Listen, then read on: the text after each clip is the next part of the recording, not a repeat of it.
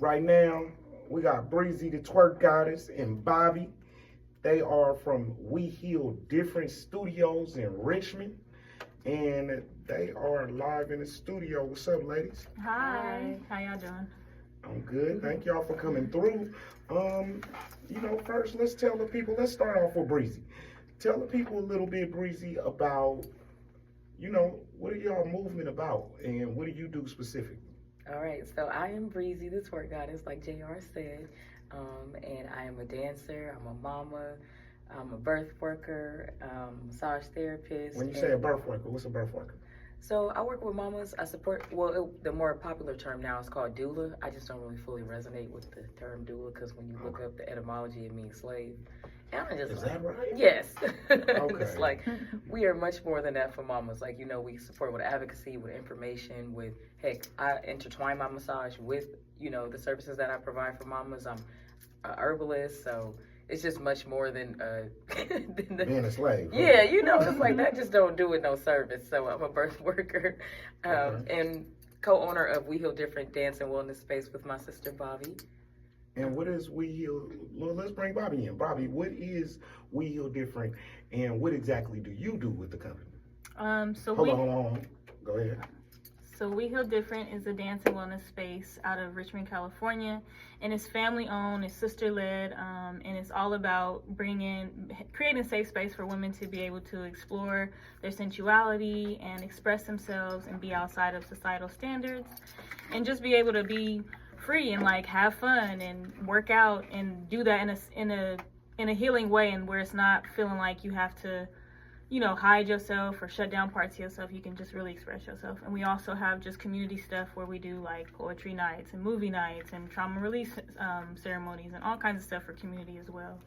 And me specifically, I am a massage therapist. I also am an astrologer, so I do a lot of astrology work. I'm a massage therapist, and a hypnotherapist, so I work with a lot of like trauma in people's bodies and helping people kind of work through different trauma and uncomfortableness and disembodiment. And so, yeah. And I also do all kinds of other stuff, so I pretty much do everything. And I do a lot of the background stuff for our studio. So what I think is most dope about y'all, people will get y'all mistaken real quick. They'll see y'all dancing, they'll see y'all the twerk goddesses or whatnot, but they don't know that y'all got like real science and health and consciousness and black revolutionary healing type stuff. Yeah. I always salute Breezy. I run across her all the time, and I always salute her and tell my partners, because they be like, oh, they flying, I'll be like, yo, they know some stuff too though. They don't mess with no dummies. Yeah.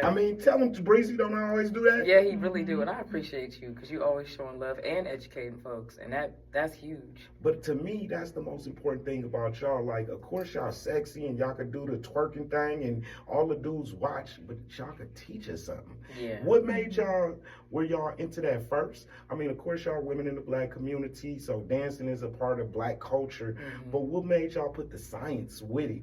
Or is that how y'all was brought up, or, where does that come from?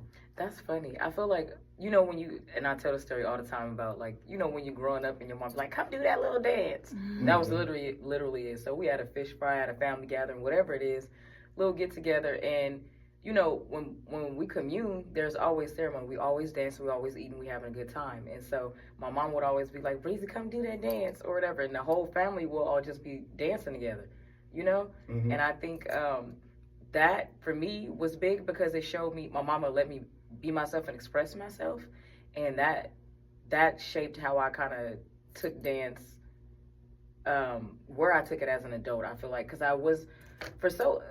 it didn't exist, like the way I dance and how we get down, like twerking, and it's just an innate way and style of dancing. It's like it wasn't something that was taught to me. It was just what I did. Like my mama, we'd be rolling our hips together, whatever. Mama taught us how to do the wash machine. We did. What's that, one of them 70s dances? It's like a what is it, Bobby? Is it like a, no, it's like a, no, the butterfly, not the wash machine. I'm thinking of Selena and her mama. Remember when Selena mama taught her how to do the wash machine? My mama always did the butterfly with us, and so she would always be dancing with us. It was just innate. And so I think as I became an adult, when you have people putting these like labels on you and saying, oh, you this or you that, and I'm like, I had to reject that shit, because it's like, bro, I didn't learn reject that stuff. I can't cuss. Huh? Right. I had to reject That that stuff, right. Okay. that narrative. You know, you got to reclaim your narrative. So that's where We Heal Different came in. Free the Cheeks was first. It was Free the Cheeks Twerk Church. And that Free the Cheeks Twerk Church is a safe place for women to tap into their sensuality, to come twerk, to come dance. If you want to do the roboting class, you could do it. It's whatever you need in that moment. But it was specifically Twerk Church because women tend to carry a lot of trauma, carry a lot of shame, especially when Black you say American. Carry, what do you mean? In our bodies. Okay. In our bodies, in our wombs. Yeah, like, and so it's like all around the world you have people popping pee, you have people shaking. Right. I can't say it. Right. But you know, it is what it is. And in the West, it's looked down upon. Like when women here, when we dance like that, it's problematic. But in everywhere throughout the world, specifically melanated women, us, American women. Yeah, Black American women. Specifically us, as indigenous women, we looked at like, oh, you can't do that. It's like, if you doing that, it's like, it's sexual, it's taken out of context. You can't just be doing it because that's let's even break that down. I mean, it ain't y'all fault, y'all. Black women got bigger butts. Absolutely. So when they dance, their butt is gonna have a different little frequency than when. And the fact that I want to perfect that, and that's a skill to me. That's something I pride myself in. Why is that seen as like, oh, yeah, you now I'm a hoe. Now, no, I'm none of those things. That's your perception of it, but I'm literally just enjoying my body. Like, that's, if anything, that's the greatest thing you could do. Your body is a gift. You know, so it's like, why can't be celebrated? I'm not doing it for you. I'm doing it for myself. Yeah. Interesting. So, Bobby, I know that Breezy is the twerk goddess, and you're the pole. The sorceress. The pole sorceress. And you do the pole, you do the dance pole. Talk to a little bit about your philosophy behind being on a pole, because a lot of times, yes, I mean, Breezy, both of y'all are so right that we got these negative connotations, even towards sex. I mean, that's how we all got here. So I'm saying, can y'all speak to taking the negative connotations off of what Black Afro-Indigenous women do? Like, why is that important? And specifically to you with pole dancing. So how I even came into pole dancing, because my mom always put us in dance stuff, but I was so shy as a child. Like, I would just cry, and I didn't think I was good. You know, like, I couldn't dance, and I felt like I couldn't dance and things like that. So it was like harder for me dance-wise. I was like, I don't really got rhythm or whatever. And I'm like the white girl, you know, whatever. Because I'm 2 years older than her. So. And so as I got older, we had found a pole studio because they had like a $5 night. This is a Black-owned studio in Oakland called Atomic Allure. Yeah. And that was the first time I ever tried it. We was like, oh, we should just try this pole class. And Breezy had actually like it was her idea. And then I went and I was like, oh, this is so much fun. But I was also in massage school at the time. So I was just like, I feel like I was in a place in my life where I was experiencing a lot of transition and just like learning a whole lot of stuff about my body and myself through like massage school, and just like was going through a lot of stuff.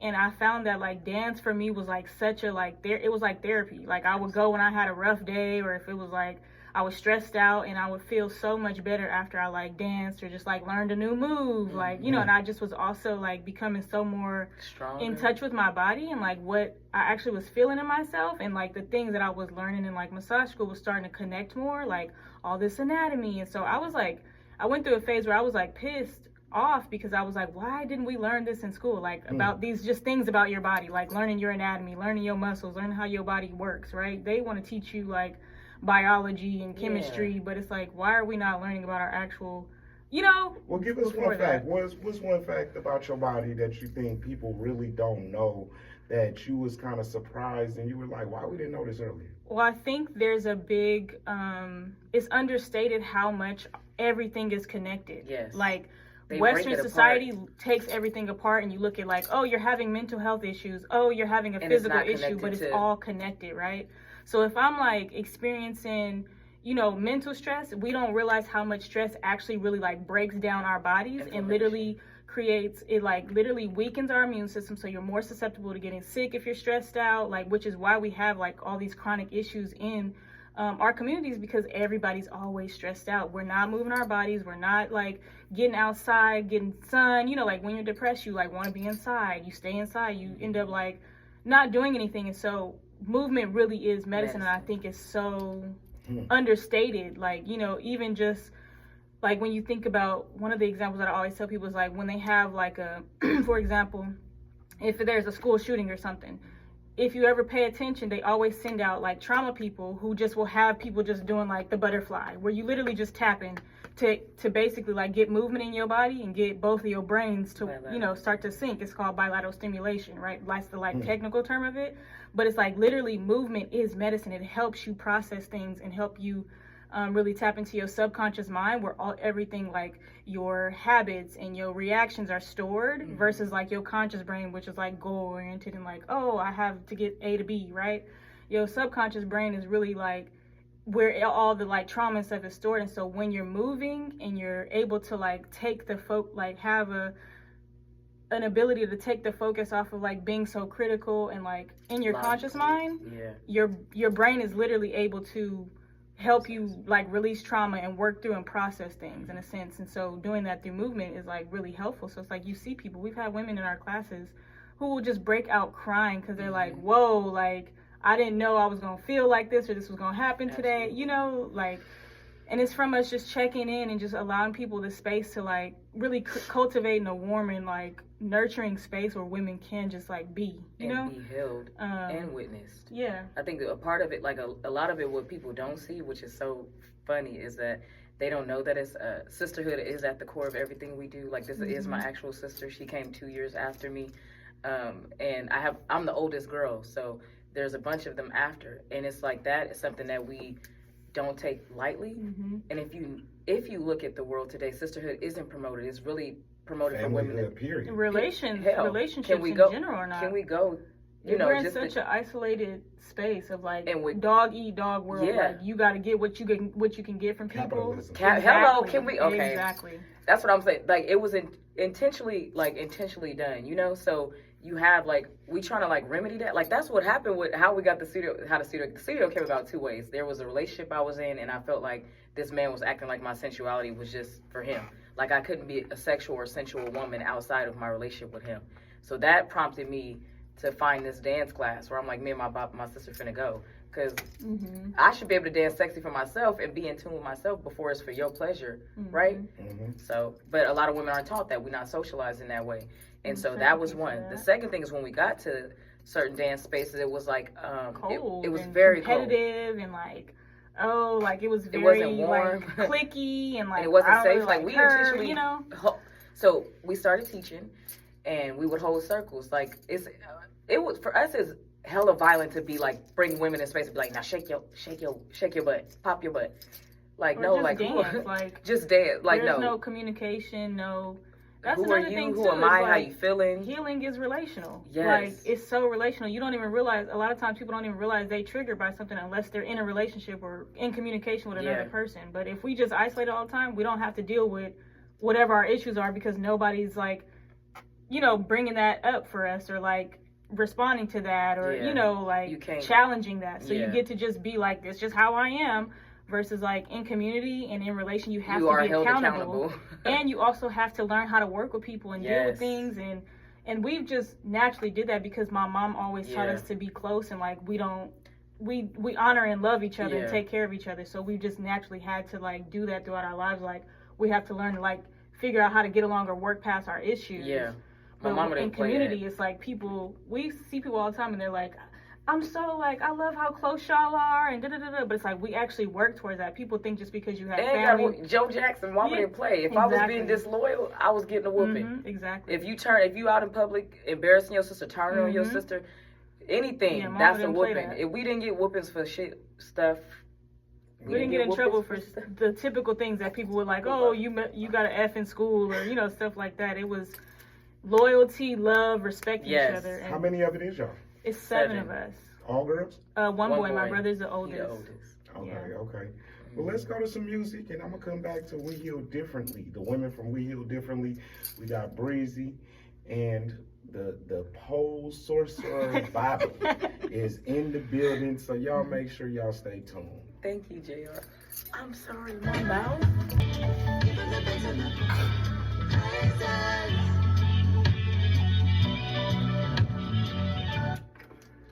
That's YG Marley, the grandson of Bob Marley, the son of Lauryn Hill.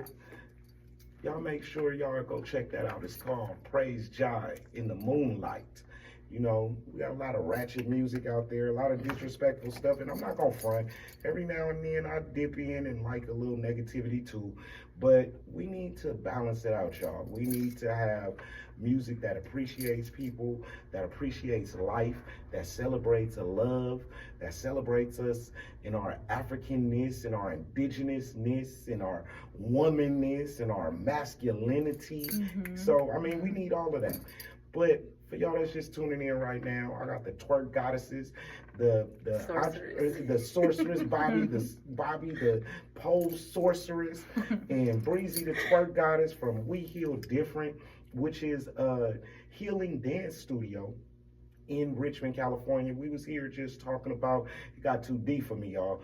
They was dropping bombs. I had to give y'all some music to digest it, because they was trying to get y'all to just eat a whole Thanksgiving dinner at one time with information. But I brought the sisters back, and they gonna be with us. Y'all, are y'all in a hurry? I mean, are y'all in a hurry? Are y'all with us for the rest of the show? Or are y'all with us for another 30 minutes? Yeah.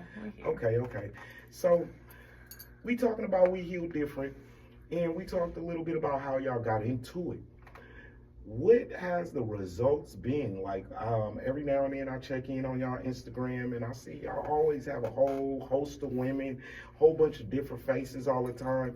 How have the women in y'all's community, in y'all client base, which seems to be a lot of black women, how have they responded? Have they seen stuff like this? Have they been with y'all from y'all was little, or these are women that are just, y'all are just meeting and they come and be a part of this?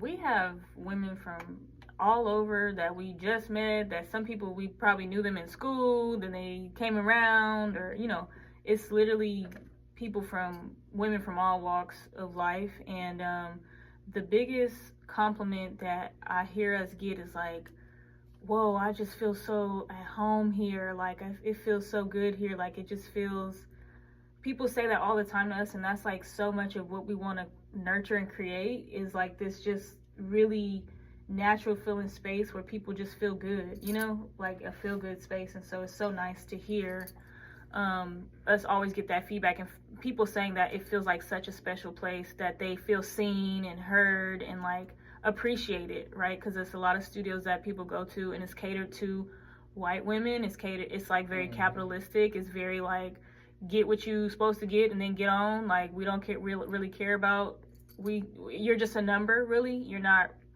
And so, yeah, we really want to create a space that people feel seen and cared for. And I think we do that because we hear it so much in our feedback when people write us like Google reviews, or even just in person. Like, we've actually been off for a few months because we're transitioning to a new studio space, and we're building our new studio space out. And so people are like, we miss y'all, like, it's so special here, like, I've been trying out other studios just for the time being, and it's just not the same. And so I'm like, I know, I feel the same way, like, because I even have gone to like different little pole studios just to like practice on my own. I'm like, I want to go home, you know. So yeah. So talk a little bit about this being a woman's space, because I remember me and Breezy talked in the beginning, and she told me that this is a women's space for women to be free. Y'all can do your own thing. It's not under the gaze of men, you know, because I mean, y'all are definitely not flat women, so it's a lot of voluptuousness in there. And I know under the gaze of men, women would be more guarded. Or we'll talk about that. I don't want to answer the question for you. Why is the gaze of men important to protect the women from when they are working with y'all in the studio? I just think it's really important for people to have their spaces, right? It's really important for men to have their spaces. It's really important for women to have their spaces.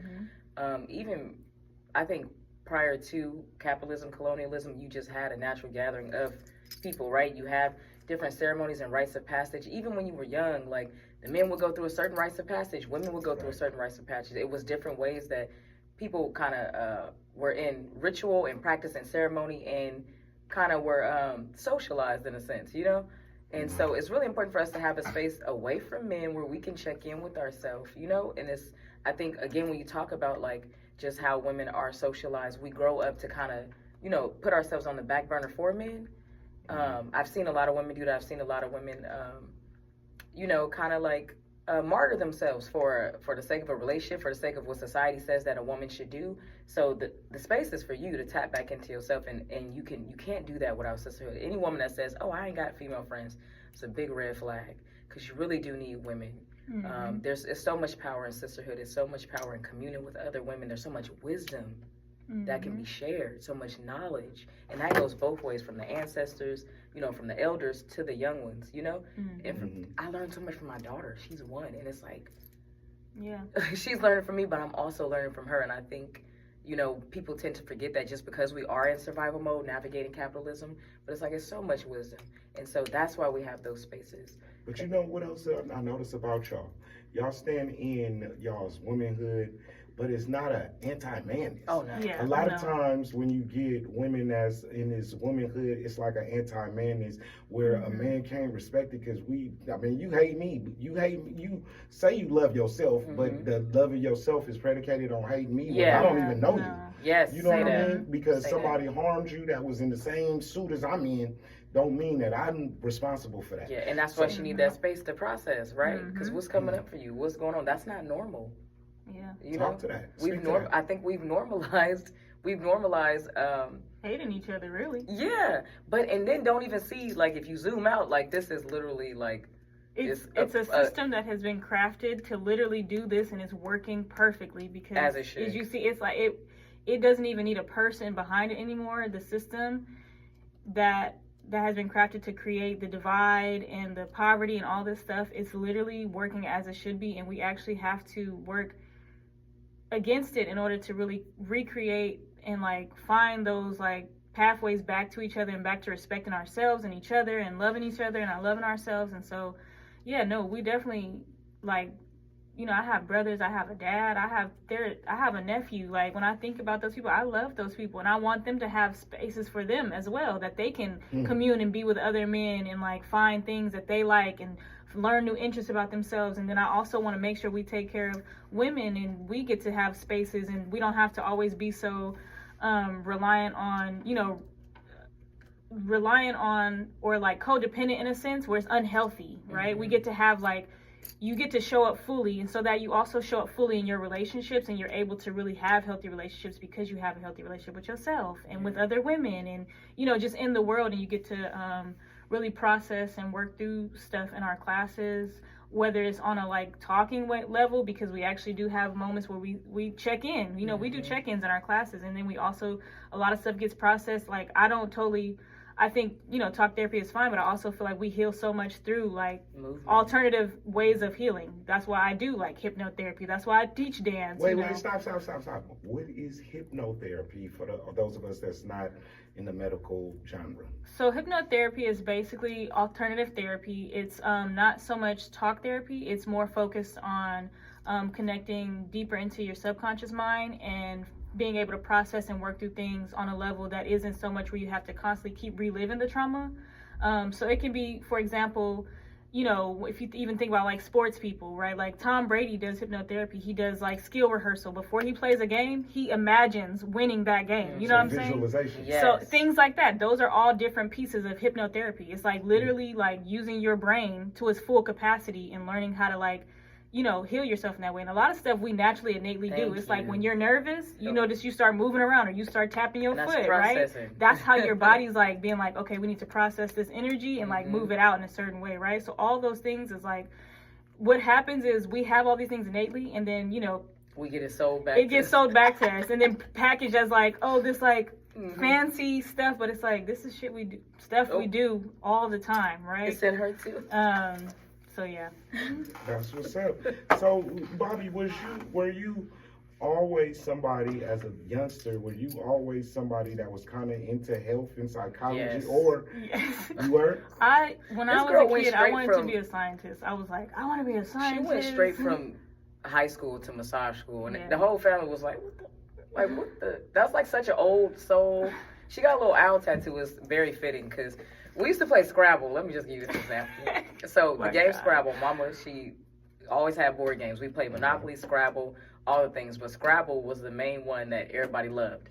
Scrabble was about getting points, because at the end, you want that to tally up, you want to win. Bobby Every game, consistent. Okay, Bobby thing is she wants to spell love. Okay, That was her point. She would that was the whole lose point the of game. It didn't matter. It wasn't about winning because I want to spell love. That's what I would lose every game because even in Monopoly, my brother would be like, "Oh, can you give me that property?" And I'm like, "Yeah, because you need it. You know, like you want it." Or like if they you want. didn't play capitalism. she don't. right? She didn't play. She wasn't like, good at capitalism. at Monopoly is all. a game of capitalism. Yes. She wasn't good. Yeah. Yes. So Bobby, you was always just a revolutionary from a baby. Yeah. In the mind of the Yeah. people. Mhm. That's dope. Well, let's go to some music. And for y'all that are just tuning in, We Heal Differently is in the house. Well, tell the people where they can look y'all up. We're gonna come back to you, but if they want to look at something y'all doing on Instagram or on your social medias, give them y'all social medias. Yep, you can find us at Heal HEAL different DIFFERENT. Our website is also wehealdifferent.com. You can send us an email there. You can check out all of our offerings. Make you can a also donation. make a donation because we're We are currently fundraising for our new studio space. If you've been following us or if you want to check in and follow us, you can see where we are like with our new studio space and where the things that we're doing and all the stuff that we have going on. Sure, they're gonna be sitting right here with me, so I'm just giving y'all that. So when you listening to the music and you scrolling and looking through your social medias, you can look them up. We Heal Differently right here on the Block Report.